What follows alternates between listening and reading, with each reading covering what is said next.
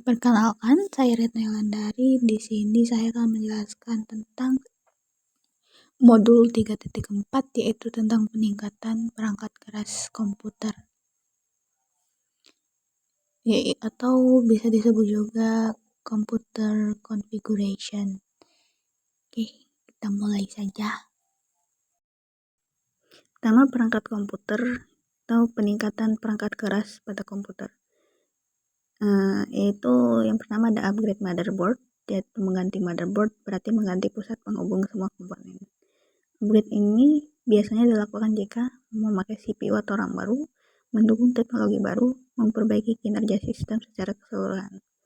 Lalu ada upgrade storage, itu menambah atau mengganti hard drive atau SSD yang bertujuan untuk menyimpan lebih banyak data, meningkatkan kecepatan baca atau tulis, dan membuat backup atau OS tambahan.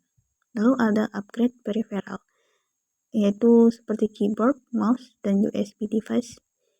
Tujuannya untuk kenyamanan penggunaan, meningkatkan produktivitas, dan mendukung kebutuhan khusus, ergonomis atau disabilitas. Yang terakhir ada upgrade PSU atau power supply. PSU perlu di-upgrade jika daya tidak mencukupi, nggak bisa menambah hardware baru, atau komputer sering mati mendadak. PSU yang baik itu bisa menjaga kestabilan daya pada komputer. Next, alasan kita harus meningkatkan perangkat keras pada komputer. Gambaran umum peningkatan perangkat keras komputer. Peningkatan perangkat keras ini itu dilakukan karena kebutuhan pengguna terus berkembang, seperti tuntutan pekerjaan yang lebih berat. Selain itu, software terbaru juga membutuhkan spesifikasi yang lebih tinggi agar dapat berjalan dengan lancar. Perangkat keras baru biasanya juga menawarkan kinerja yang lebih cepat dan efisien. Jadi, dengan melakukan update, komputer dapat digunakan lebih lama dan tetap optimal tanpa harus membeli perangkat yang baru lagi. Contoh kategori komponennya yaitu kebutuhan pengguna berubah, software menuntut spesifikasi lebih tinggi, perangkat keras baru lebih cepat dan efisien, dan perlu upgrade untuk daya tahan pada komputer. Jadi salah satunya yaitu ada upgrade motherboard. Ini gambaran umum tentang upgrade motherboard.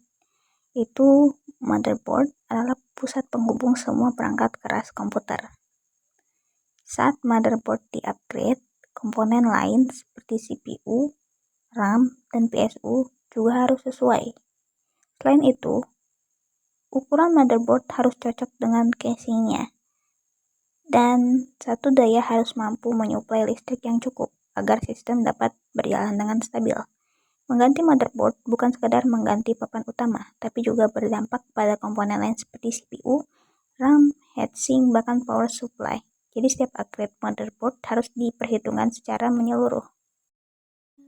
Kategori komponennya itu motherboard, pusat perangkat keras, berpengaruh ke CPU, RAM, dan PSU, harus cocok dengan casing, dan satu daya harus mendukung.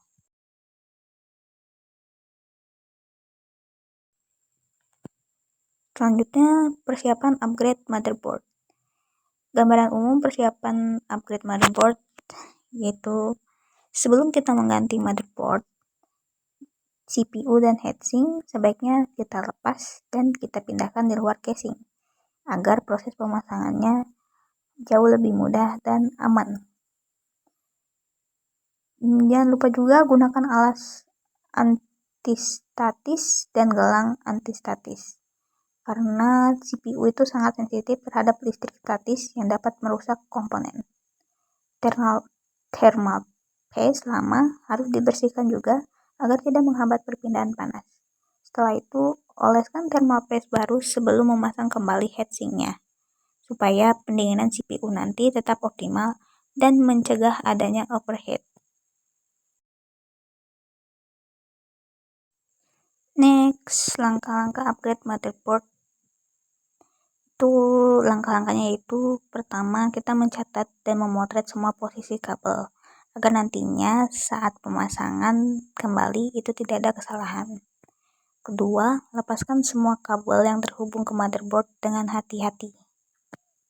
Tiga, Lalu lepaskan kartu ekspansi seperti VGA atau sound card, dan jangan lupa simpan di alas anti-statis. Yang keempat, perhatikan jenis skrup dan standoff, terutama yang non-logam, karena berfungsi sebagai isolator listrik.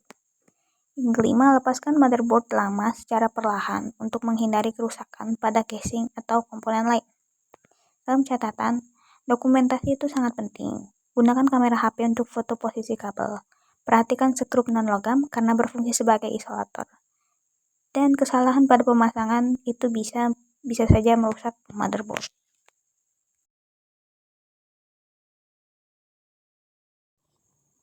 Langkah yang keenam yaitu setelah motherboard lama dilepas, identifikasi terlebih dahulu semua konektor pada motherboard, baru seperti power, SATA, USB, dan panel depan. Ketujuh, ganti IO shield lama dengan yang sesuai, agar port belakang motherboard pas dan terlindungi. 8. Pasang motherboard baru ke casing dengan menggunakan skrup yang tepat, agar tidak terjadi korsleting. 9. Sambungkan semua kabel sesuai panduan motherboard, supaya tidak salah pemasangan. Yang ke-10, pasang kembali kartu ekspansi seperti VGA atau LAN card dengan benar, agar nantinya sistem dapat berfungsi dengan normal. Untuk catatan, penggunaan jenis skrup sangat penting. Skrup yang salah dapat menyebabkan korsleting. Semua kabel juga harus dipasang sesuai dokumentasi motherboard. Selanjutnya ada upgrade CPU. Untuk gambaran umum tentang upgrade CPU, yaitu upgrade CPU bertujuan meningkatkan kecepatan dan kinerja pada komputer. CPU baru harus sesuai dengan soket CPU dan chipset motherboard. CPU juga tidak bisa dipasang sembarangan. Jika tidak sesuai dengan soket komputernya, maka komputer tidak akan menyala. Selain itu, satu daya atau PSU harus mampu menyediakan listrik yang cukup. Heatsink dan kipas juga harus kompatibel, agar panas dapat dibuang dengan baik. Yang terakhir, penggunaan thermal paste wajib dilakukan agar perpindahan panas optimal dan CPU tidak akan terjadi overheat. Kategori komponen yaitu CPU baru harus cocok, soket CPU, chipset motherboard, PSU dan daya listrik, heatsink dan kipas harus kompatibel, dan terakhir menggunakan thermal paste. Selanjutnya pendinginan CPU dan kipas casing. Gambaran umum tentang pendinginan CPU dan kipas casing. Pendinginan yang baik menjaga CPU tetap bekerja stabil. Kipas di bagian atas casing berfungsi membuang udara panas, sedangkan kipas yang di bawah casing itu menarik udara dingin dari luar. Arah kipas tidak boleh saling berlawanan karena dapat menghambat aliran udara dan meningkatkan panas dalam casing. Suhu CPU harus rutin dicek melalui BIOS atau software monitoring agar tidak terjadi overheat yang dapat merusak komponen pada komputer. Itu kategori komponen yaitu kipas keluar atas casing, kipas masuk dari bawah casing, jangan berlawanan arah, dan selalu cek suhu lewat BIOS atau software monitoring. Selanjutnya, upgrade storage. Gambaran umum tentang upgrade storage. Itu upgrade storage dilakukan dengan menambah hard drive atau SSD untuk mendapatkan ruang penyimpanan lebih besar dan kinerja lebih cepat. Storage tambahan dapat digunakan untuk memasang sistem operasi kedua, menyimpan cadangan data atau backup, atau meningkatkan kecepatan akses file. Proses pemasangannya meliputi memasang drive ke slot kosong, menghubungkannya ke motherboard dengan kabel data, dan menyambungkan kabel daya dari PSU. Upgrade ini lebih hemat dibanding membeli komputer baru.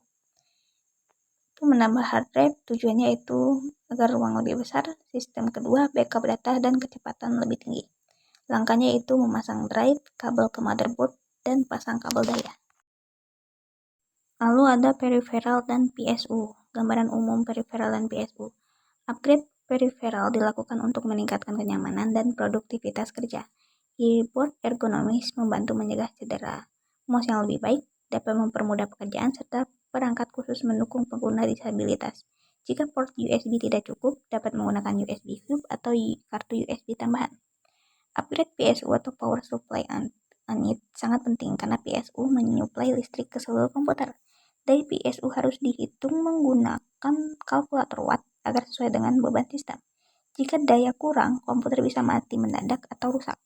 Pada server, digunakan redundant PSU atau dua power supply agar komputer tetap menyala bila salah satu PSU gagal.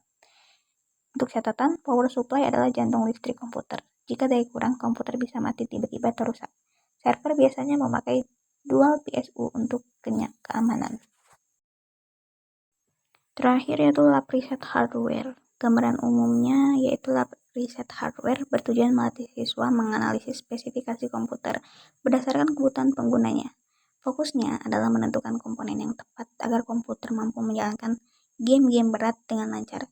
Siswa tidak hanya belajar mengganti hardware, tetapi juga mempertimbangkan kecocokan komponen, performa, dan biaya agar solusi yang diberikan efisien dan sesuai dengan kebutuhan pelanggan. Sekian dari saya, terima kasih.